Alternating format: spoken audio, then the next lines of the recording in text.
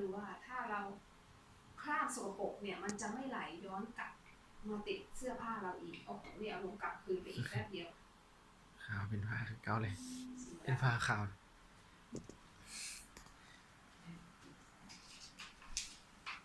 ออกแล้วมันออกเลยไม่กลับไปติดอีกให้ย้อนกลับไปติดเสื้อผ้าขาวเราจะรู้ได้ไงมันย้อนไม่ย้อนดีไงเห็นปะนี่ติดอยู่ที่เจียเลยไหลออก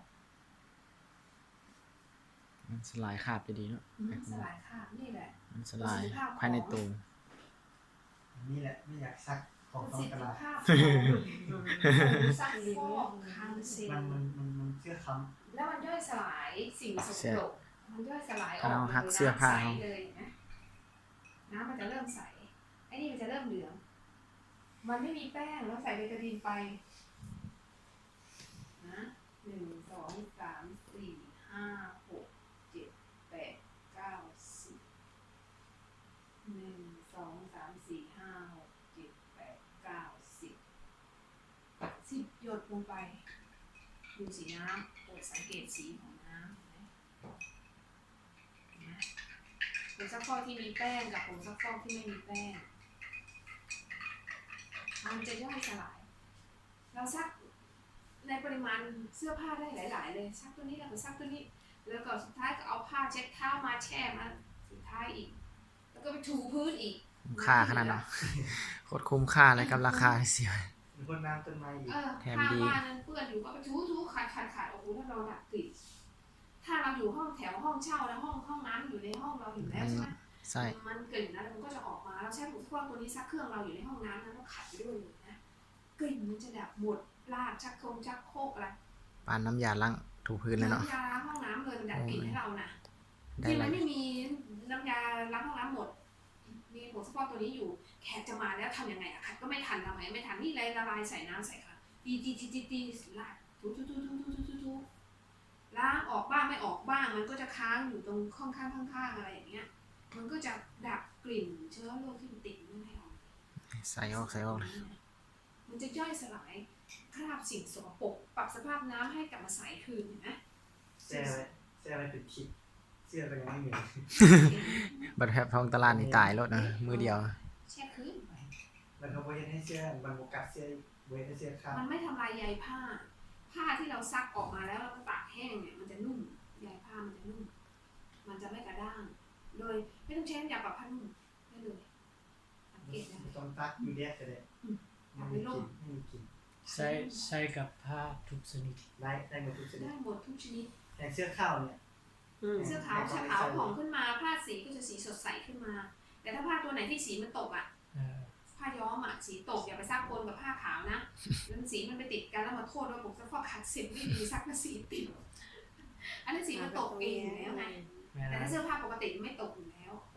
มันทำยังไงสีมันก็ไม่ลอกออกมาแต่ในแรกได้แยกสีสักอยู่ดีสีมันจะสดใสแยกสีสักมีไหมดูความใสจะได้ไปตากเรื่องเสื้อเรื่องขมหัวขมองกันอยู่ในนี้นะมันไม่ไปไหนเลยนะอันนี้เราจะเริ่มใส่ของมันไปอันนี้คือเนี่ยมันเราจับเนี่ยเรายังรู้สึกในมือเรามันจะต่างกันระหว่างผงซักฟอกทั่วไปกับที่ติดมือเรานี่คือประสิทธิภาพของผงซักฟอกทางสิแล้วต่อไปเราไปเรียนเรื่องของส่วนผสมละเอียดอีกทีอันนี้บอกเทคนิคเป็นการขายอย่างง่ายๆไม่ต้องคิดเยอะสบายๆไม่ต้องแบกสัมภาระอะไรไปหาลูกค้าเอาอันนี้แบ่งใส่กระปุกไป2กระปุกก็ได้แล้วก็เขียนทางเซ็นกระปุก1แพ็คทั่วไปห่อน้อยๆติดไปช้อนน้อยๆ2อันไปด้วยแก้วจอกอะไรก็ไปหาบ้านเขาน้ำเนิ้มก็เอาบ้านเขาพกผ้าไปนั่นคือการประหยัดแต่ถ้ามีก็เตรียมเราไปด้วยจอกน้อยๆจอกเล็กๆอะไรอย่างนี้ก็สามารถทำได้นะถ้าเราจะสาธิตโชว์เพราะว่าผ้าพวกนี้เป็นผ้าผืนเล็กอยู่แล้วต้องตัดมาไปเราก็สามารถโชว์ได้สับแบบนี้ได้เอาตัวนี้ไปเซใส่ตัวนั้นมึงเขาสุดยอด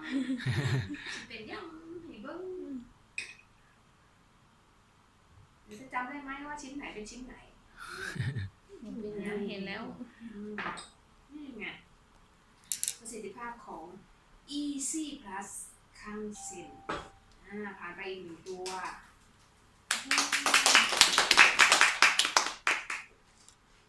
เสร็จแล้วโลออนนะโลออนเคยสาธิตไหมทำอย่างนี้แล้วมันจะมีกลิ่นออกมาแต่วันนี้ไม่มีกล่องแกะวันนี้เราไม่สาธิตโลออนเนาะเพราะว่าที่นี่ไม่มีใครหมิ่น ก็บอกว่ามีบ้านโตเนี่ย ไม่เป็นไรเราก็พอจะรู้กันอยู่ว่าเนาะประสิทธิภาพของผลิตภัณฑ์คังเซนนะไม่พลาดสักตัวนะเรามาดูตัวนี้กันดีกว่า เห็นนึงอ่ะมองเป็นเพลง วันนี้ตัวสุดท้าย แบบกิน48ชั่วโมง ตัวสุดท้าย ทานไม่ถึงทานอะไรอื่น ก็อื่นๆเราใช้ไปแล้วเราสาธิตไปแล้ว